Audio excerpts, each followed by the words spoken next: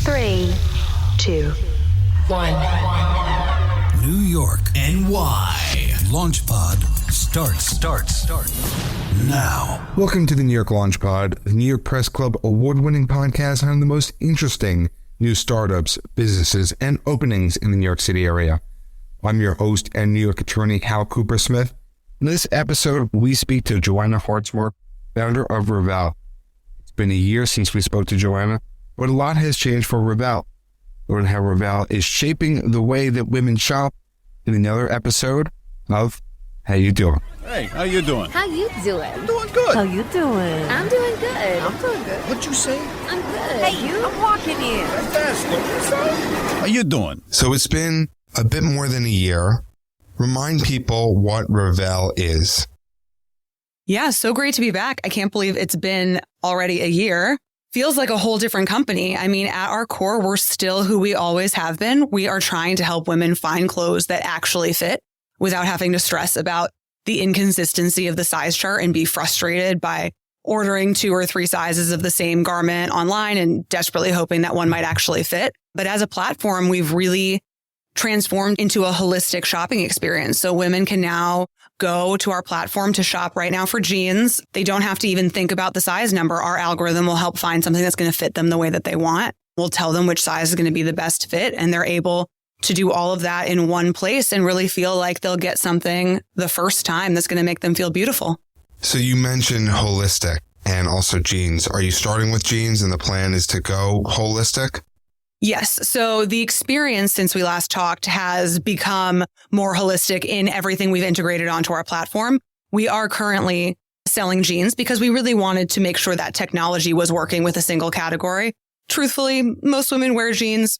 Most women hate shopping for jeans. So it was a good category to start with. But the plan is absolutely to expand to other categories and be a place where women can shop for anything with peace of mind on their own terms. Has the technology changed? The technology has changed both on the user-facing side and on the back end. We've learned a lot, not just about clothing fit, but also about what fit means to each individual woman. We always knew that at the core of this problem, the reason that so many people weren't able to solve it is because fit is subjective. And it's impossible to build a purely technical solution that tells women, dictates to them that they're supposed to feel great when they put it on.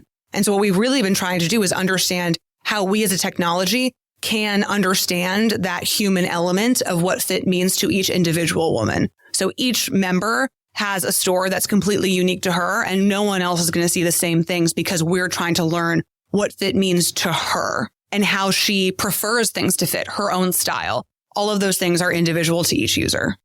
And how are you able to measure that? Because I have to imagine, say, someone wants something looser or tighter or any other aspect of fit.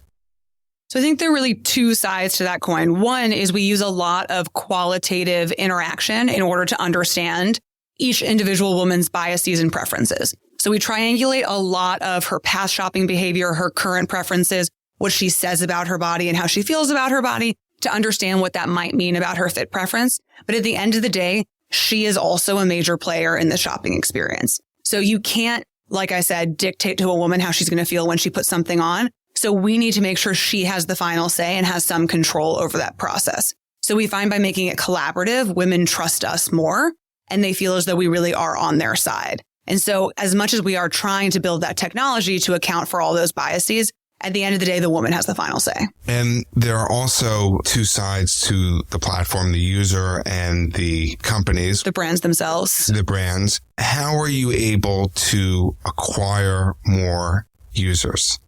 So our users come to us primarily organically. They're searching for some solution to this problem, oftentimes via Google or something like that. I want to find jeans that will fit my whatever frustration, and they're able to get to us that way. The other way is social media.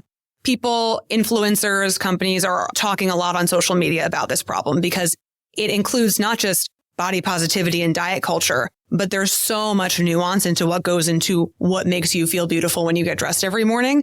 And so social media is a huge avenue that people find us or just follow our page for inspiration. And we hope that they'll remember us when they're ready to buy a pair of jeans. So those are really our 2 primary channels where our users are finding us.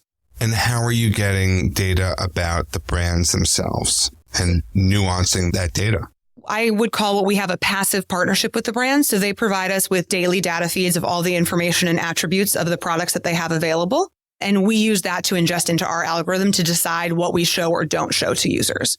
So they are happy to get additional leads, but they're not involved in dictating who might see their products. So even if we get a feed from a particular brand or one of their products, we may not expose it to all of our users because our algorithm doesn't say it will fit certain users.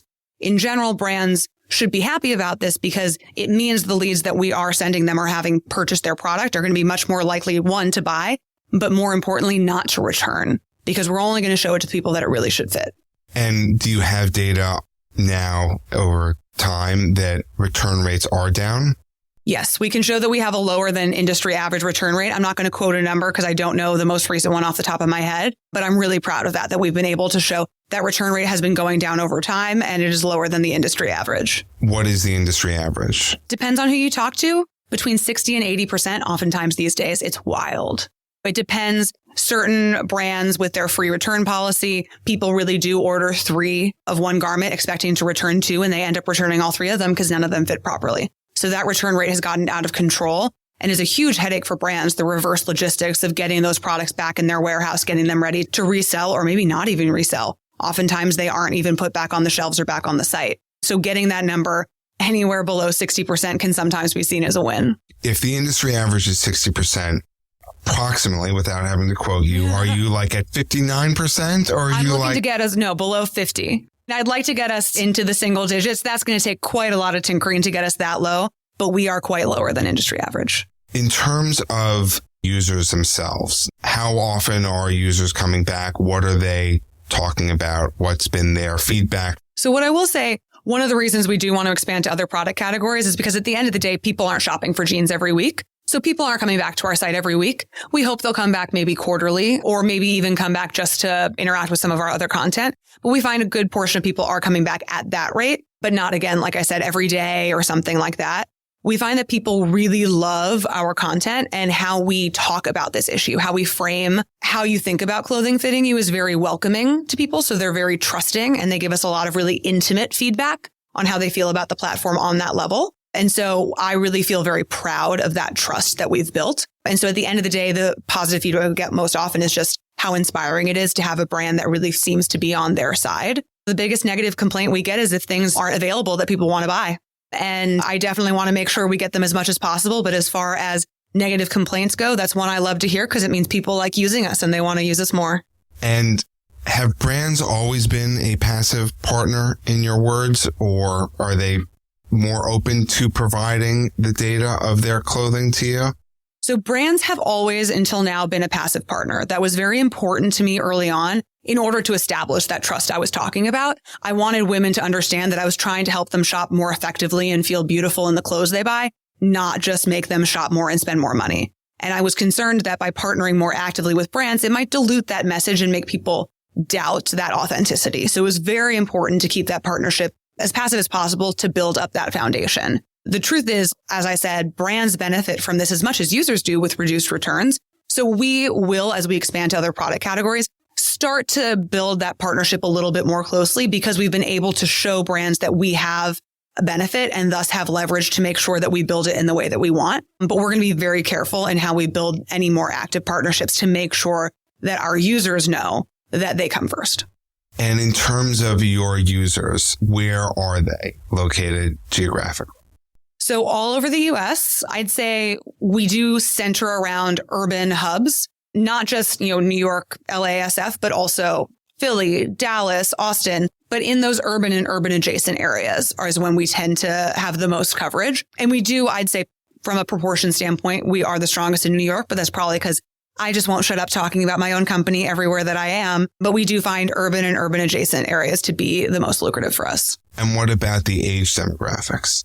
We are in the younger millennial, older Gen Z demographic. One of the best and worst parts of this company is that it appeals to almost every woman we talk to. And so even women my mom's age want to check it out, which is fantastic. But as far as our target demographic, we're really in the 20s and 30s of the people who find this the most valuable and whose brands we have the most coverage of. From a price point standpoint, but also just from a style standpoint, those are the people that we appeal to the most.